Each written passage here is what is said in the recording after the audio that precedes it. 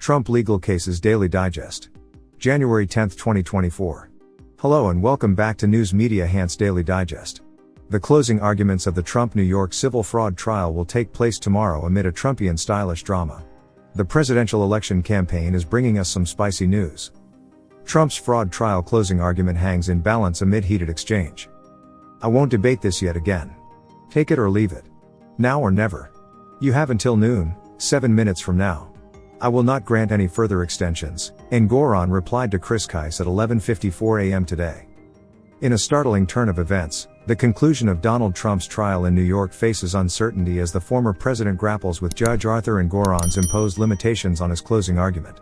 The trial, initiated by New York Attorney General Letitia James, alleges that Trump and his children knowingly misrepresented asset values to secure financial benefits. A civil lawsuit with a $370 million penalty at stake seeks to ban Trump from conducting business in New York. With the trial nearing its end, the focus shifts to closing arguments scheduled for January 11 and a subsequent verdict. The latest twist involves a heated email exchange between Judge Engoron and Trump's defense counsel regarding the limitations on Trump's closing statement. The judge, unyielding in his stance, asserted restrictions on impugning the Attorney General or her staff. Trump's attorney, Chris Kise, rejected these limitations as untenable.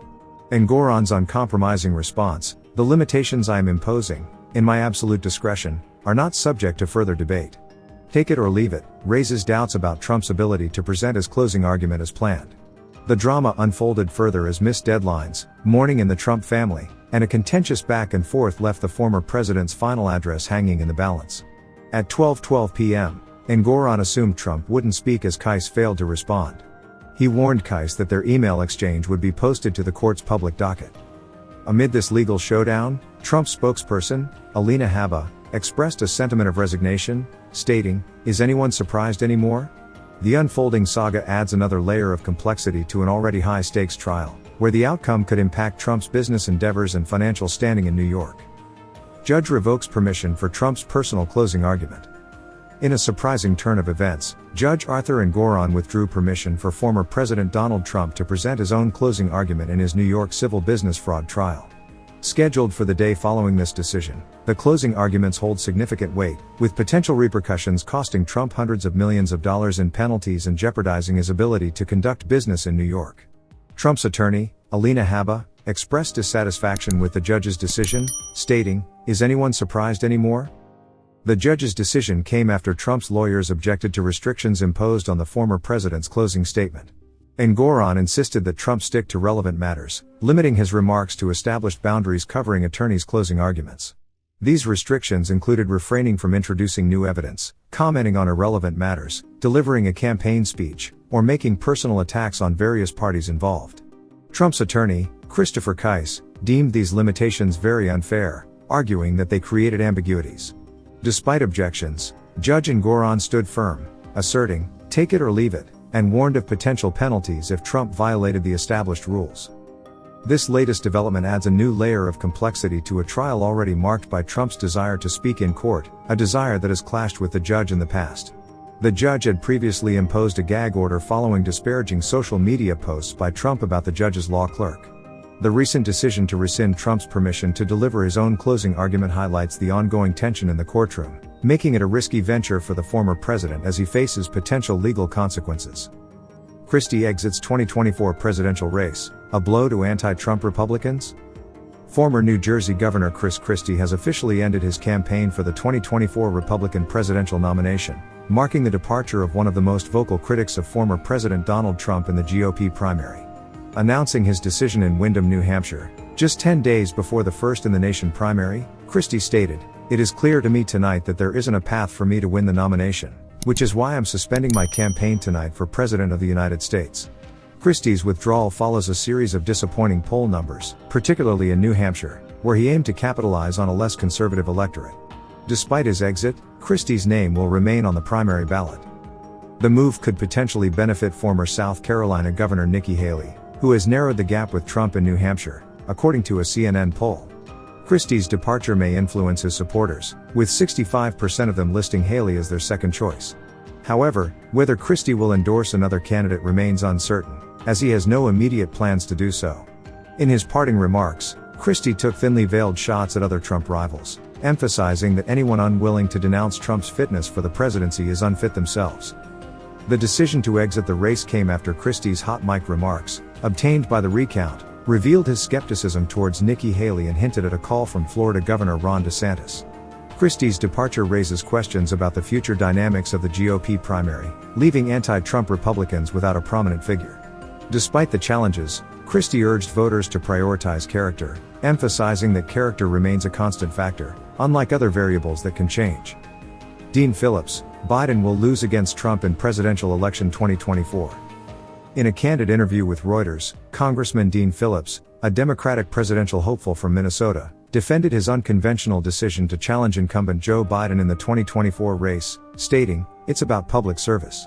It's necessary, and that is not to be quiet and not just get in line." Reflecting on his motivations, Phillips emphasized his commitment to principle over self-preservation, drawing parallels to historical moments like the Vietnam War, where he believes individuals should stand up and speak out.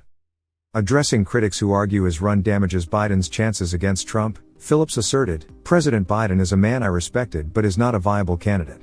I'm not the one that's done this to him. I'm pointing out the truth.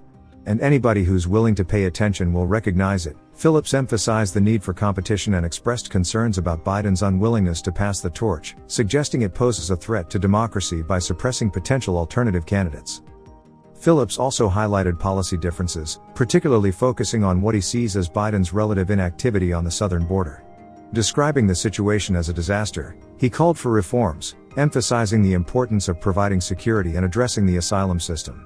Additionally, Phillips discussed his admiration for Republican Liz Cheney, citing her principled stance against Trump, and left the door open to potential collaboration, stating, "I never say never.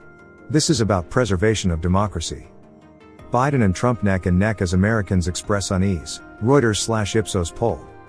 As the U.S. election year commences, President Joe Biden and former President Donald Trump find themselves in a dead heat, reflecting widespread voter indecision and dissatisfaction, according to a Reuters/Ipsos poll released on Wednesday.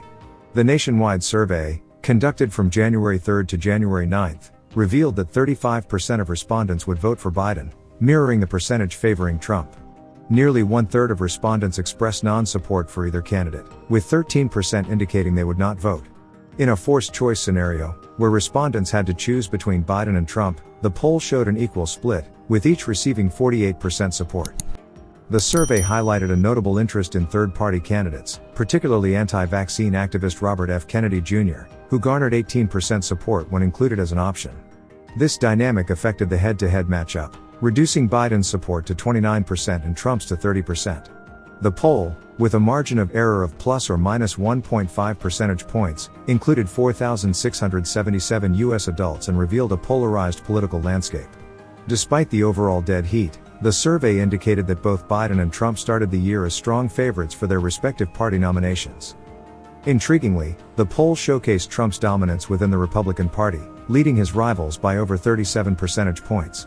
On the Democratic side, Biden's challengers received minimal support, with none exceeding 2%. The poll underscored the deep divide in U.S. politics, with 76% of Democrats committed to voting for Biden and an equivalent percentage of Republicans backing Trump. However, independent voters showed reluctance towards both major candidates, with just 17% supporting Trump and 11% favoring Biden, while 41% of this group expressed a reluctance to vote at all. Thanks for watching. If you like it, comment and hit the like and share buttons. Subscribe for future videos.